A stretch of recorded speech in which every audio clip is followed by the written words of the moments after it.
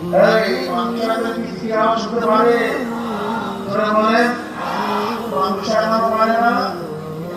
কিন্তু দেখবেন এক ঘরের মধ্যে একজন আল্লাহ করে তারা কি বলছে?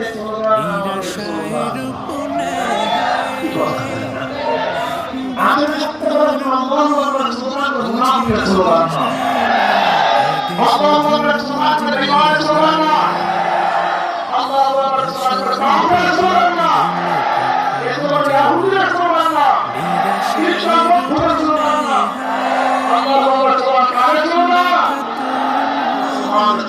সুবহানাল্লাহ